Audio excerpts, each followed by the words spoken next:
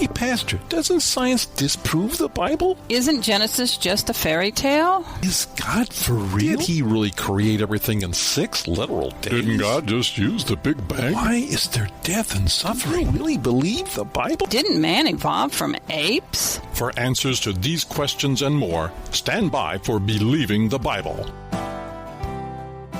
Welcome to Believing the Bible. This is Scott Lane with Terry Reed and Dr. Carl Williams and our producer Ed Salzwedel, all directors at the San Antonio Bible-Based Science Association. We're here to reassure you can believe the Bible from the very first verse. Today we have the honor of having Dr. Jan Lohmeyer, instructor of apologetics at Lutheran High North, Houston, Texas. He's also an adjunct professor at Concordia University, Texas. He spoke at the San Antonio Worldview Conference on the topic of apologetics, answering the objections, defending the faith. He has worked on the Catechism Review Committee for the Lutheran Church Missouri Synod as a Genesis consultant. He wrote the history of the LCMS, published in 2012. He has a PhD in education.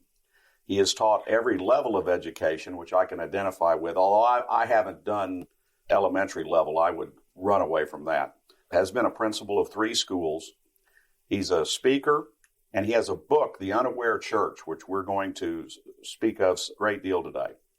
He's married with 3 sons, and part of his focus is how to teach apologetics in churches and schools.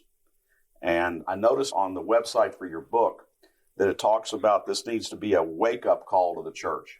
Welcome, Dr. Lohmeyer, and what do you say to that? It's a pleasure to be here, and that's exactly what my book is about and what I like to talk about when I travel around the United States. It's time for the church to wake up, mainly because they're losing their teenagers. Teenagers are being taught something totally different when they go to college, and they're being shocked with the evidence that false prophets in our colleges have given them.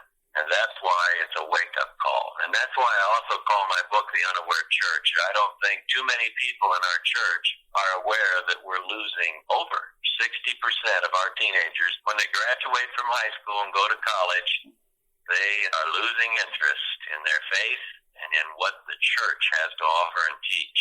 And the question I ask all the churches is, just exactly what are you teaching? What are you teaching our teenagers? And that's the question of the day. You know, that's something I think Terry, one of our board members, focuses on quite a bit.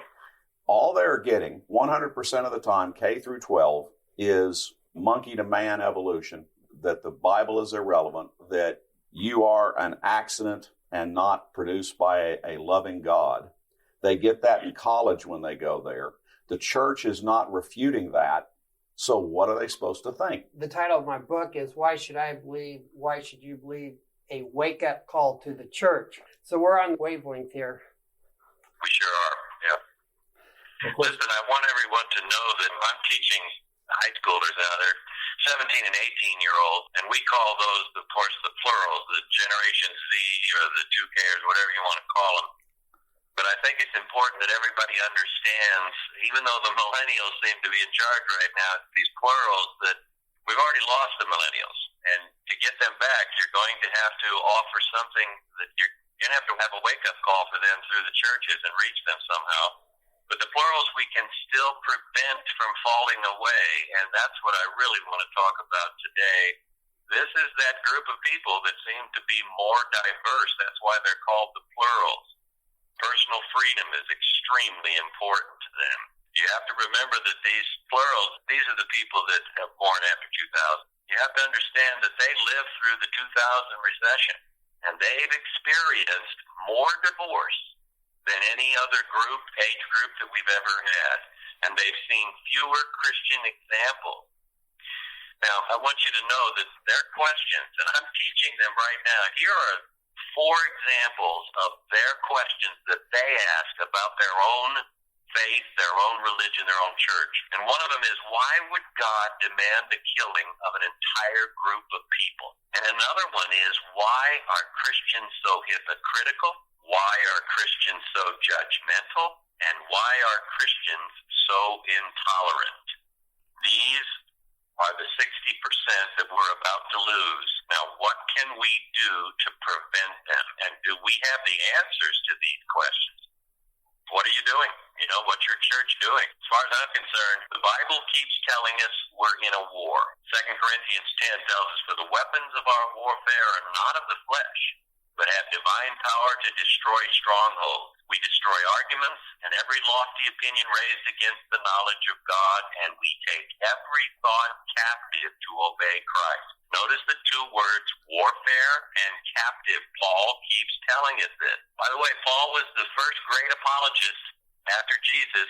Of course, all the disciples were, and Peter gives that great long gospel sermon on Pentecost. But Paul is the one who defends the faith. And that's the thing I don't believe our Christians in the pews today are understanding. They don't defend the faith. They just say, like my mother used to say, oh, you just have to have a childlike faith. That's all. Well, there's more to it. I love my mother. She's in heaven now. But I can tell you right now, we need to make sure that we're doing exactly what Paul said in Colossians. See to it that no one takes you captive by philosophy or empty deceit, according to the human tradition. Boy, does that fit today. And he goes on, he says, according to the elemental spirits of the world and not according to Christ. We're in a war, and that's why Peter tells us in 1 Peter 3:15. And by the way, this is the Apologetics theme Bible passage, 1 Peter 3:15.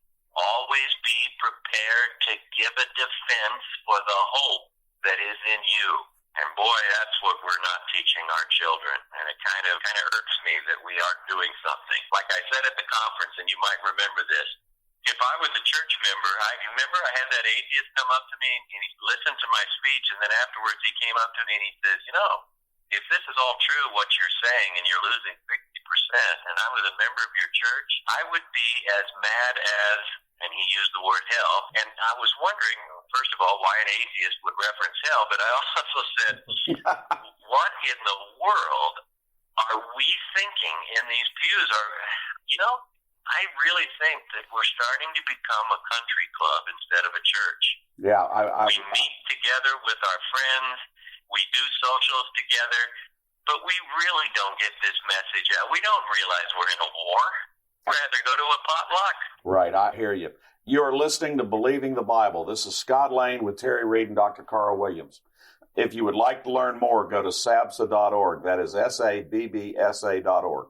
Today we have Dr. Jan Lohmeyer with us talking on answering objections and defending the faith. One clarification question. Of those 4 points you made about what did you call the current generation in the high school? Plurals. The plurals. That first one was, why would God kill off a whole, race of people? Yeah. Clarify that for me, please. Okay. In the Old Testament, I don't know if you guys are familiar with the speakers that are going around our state universities, but they're teaching they're teaching our young adults in college that God is a mean, antagonistic killer who kills off generations of people. Like I said before, one of their questions would be focused on why would God demand the killing of an entire group of people? And he did this in the Old Testament when the Israelites came out of Egypt and they came back to take over the land, the promised land. God instructs them through Joshua, make sure that you drive them out or kill them. And one of the things we don't teach our students when we teach these stories, we just teach them as Bible stories. And this is what irritates me too about our Sunday school classes. I was in a Sunday school class that taught me that the people were building the Tower of Babel so they could get closer to God. That's false doctrine. And I asked this question in my first class when I have my seniors come into Apologetics 1. I ask them, why did the people build the Tower of Babel? And there's 3 or 4 people that'll raise their hands to get closer to God because they were taught that in Sunday school. Here's another thing I was taught in Sunday school. In our own church, this has happened. I was taught that the dinosaurs, those really were smaller animals, but their bones swelled. This is the type of thing going on, and you know why it's going on? Because we're not training our Sunday school teachers either. In fact, I'll lay money on this one. I'll bet that each one of our churches will take anybody who calls and says, I'll teach Sunday school. As long as they're breathing, they're going to take them because they're having trouble with that. Unfortunately, that's probably a sadly true statement. Dr. Lohmeyer, for this program, we're run out of time. We're going to continue with this discussion and focus upon what you said and what the church ought to be doing in our next program.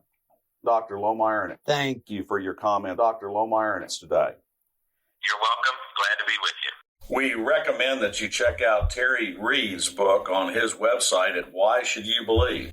You can get access to a whole range of Dr. Carl Williams' books on Christian historical fiction on Amazon.com. And we also recommend Scott Lane's new book, What If God Wrote the Bible, which is available on Amazon, Barnes & Noble, and everywhere else.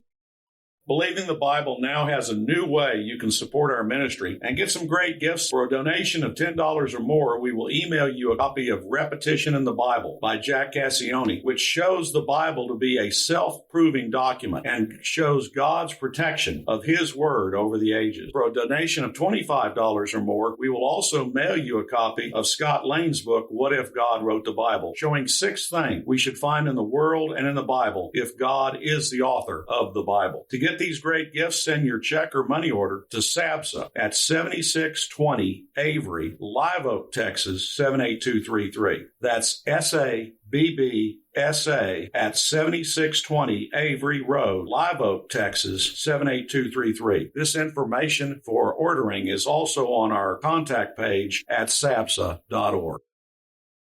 Information for creation events in our area are on our website's calendar page. For more information or to schedule a presentation, go to sabsa.org or call 210-599-7240. When you go to our website, you can click on a link to our newsletter. Our website has a link for contact information on which you can order our newsletter to be emailed to you, or you can call us. Also go to whyshouldyoubelieve.com. That is Terry's website containing articles looking at current day issues from a biblical perspective. SABSA meets the second Tuesday of each month at 7 p.m. We are now meeting at Faith Lutheran Church just south of the corner of Jones Maltzberger and Thousand Oaks. There you will find biblical apologetics and creation science teaching found nowhere else in Bexar County, as well as the availability of books and videos on these important subjects. If you missed any part of this show, you can listen to the show anytime by going to the AM 630 KSLR, the Word in South Texas website. Click on KSLR Podcast, scroll down until you find Believing the Bible. Please join us again next Saturday for Believing the Bible. I'm Scott Lane. And for Terry Reed, Dr. Carl Williams, and Ed Salzwell, thanks for listening, and we hope you found today a reason to believe the Bible.